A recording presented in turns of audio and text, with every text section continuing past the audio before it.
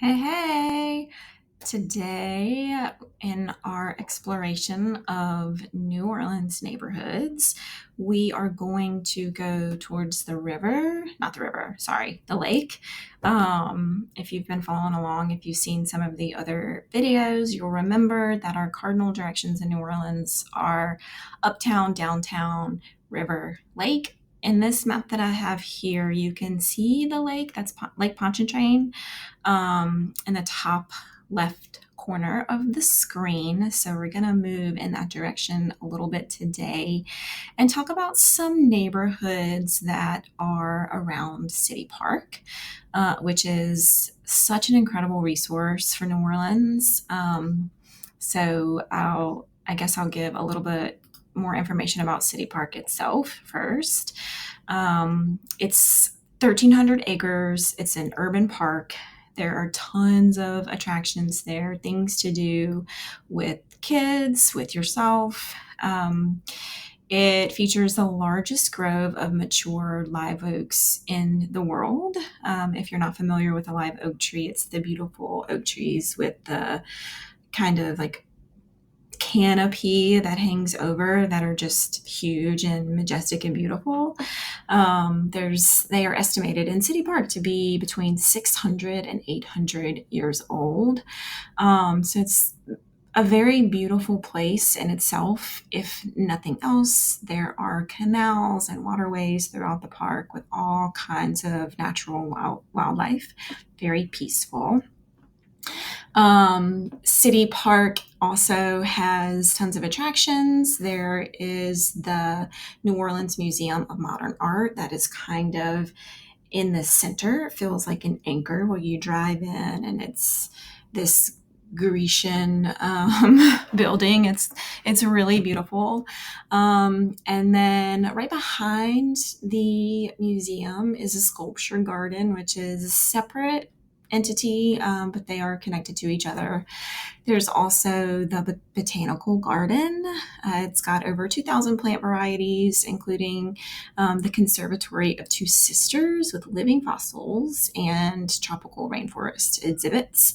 There's also Carousel Gardens and Amusement Park, which is kind of a hidden gem in New Orleans. It's a mini amusement park. There's a carousel there, a couple of small roller coasters, and amusement park rides. It's super fun. There's lots of kids events there. Schools do like their beginning of school year parties there.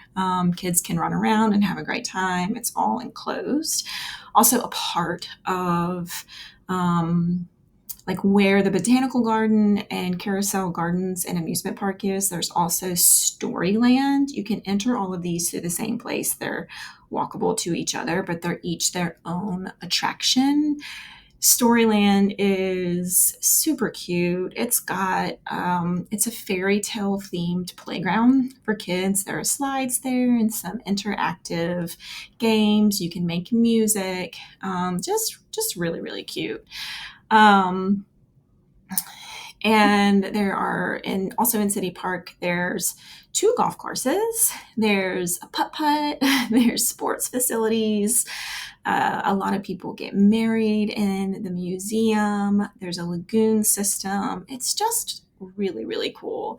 They have the boats with the foot pedals that are shaped like swans.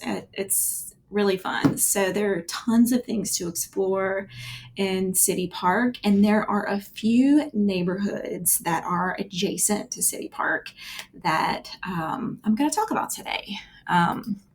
So the first one that we're going to talk about is the Gentilly area. It's right to the right of City Park. You will see City Park. It's the big green space right there, and next to it you've got Fillmore, St. Bernard area, Dillard, St. Anthony, Milneburg, Gentilly Terrace, Gentilly Woods, and Pontchartrain Park. All of this, if you're speaking in a general sense, you call all of that Gentilly. I might get beat up for putting those all together, but it's similar to Uptown, where Uptown has a myriad of individual neighborhoods in it. Gentilly is much like that. I do feel like these neighborhoods in Gentilly are more similar to each other than maybe like the difference in your uptown areas. So for the purposes of today's video, I'm just going to kind of group those all together. You can also include fairgrounds in the mix. So we're going to start with Gentilly first. Gentilly is a very diverse neighborhood. It's got very strong community ties. It was developed as an urban neighborhood beginning in the 19th century when New Orleans started to expand a little bit. Gentilly also faced widespread devastation in Hurricane Katrina. That's a low-lying area in New Orleans. It really flooded badly. And this August coming up is the 20-year anniversary of Hurricane Katrina. I'm sure we'll have some big memorials there, but it took a while for Gentilly to build itself back up. Obviously, the first couple of years was rebuilding infrastructure, reinforcing the levee system, and then rebuilding of the homes and bringing the population back happened after. And I will say that that is still ongoing. It is a very healthy, vibrant area to live now, but it took some time. So the types of homes that you're going to find in the Gentilly area, for the most part now, are raised for obvious reasons. You can find a lot of newer homes in this area because, like I said, many of them had to be completely rebuilt after the hurricane. And so there's not as much historical architecture in this neighborhood. But for many people, this is exactly what you want. You want a newer home with newer electrical systems, newer plumbing, all of the new things that's raised for flooding. Also in Gentilly, the homes are much more traditional as far as lot size. You've got driveways in Gentilly, which is rare in, the Metro New Orleans in general, in the urban parts. And so you've got bigger yards, driveways, fences, definitely more of a traditional neighborhood feel. Next, we are going to talk about Mid-City, which is just at the base of City Park there. Mid-City is a really cool, very, I just want to say like organic neighborhood feeling area. It was originally part of, it says, the backslope of the Mississippi River's natural levee and considered back of town. And it wasn't settled as early as some of the other New Orleans neighborhoods. But, as they started to improve drainage systems there, it became very popular as a streetcar destination. Streetcars are one of our main modes of public transportation here. They are not a trolley, but similar, super cute. But Mid-City developed, it's in my mind, it's very similar to the neighborhood of the Irish Channel. It was sort of where lots of different immigrants came from Italy, Ireland, Vietnamese communities. Mid-City is very, very diverse. It's quirky. It's not pretentious at all. It has this cool, just like natural vibe to it. A large sense of community. So it's, when people ask me maybe the differences in some of the neighborhoods, like if we're talking about uptown, it's a little more polished, and the houses are generally like white with the blue shutters. And in Mid-City, it's just a little more funky. It feels more fun. There's a lot more color there. There are, again, tons of like local favorites as far as restaurants and bars and places to go. It is not a heavily trafficked tourist area, and so great residential neighborhood, close to friends, close to things you like to do, close to City Park, close to Bayou St. John. I love Mid City. I love to give that as an option to buyer clients who are moving here and they haven't maybe really heard of it or considered it.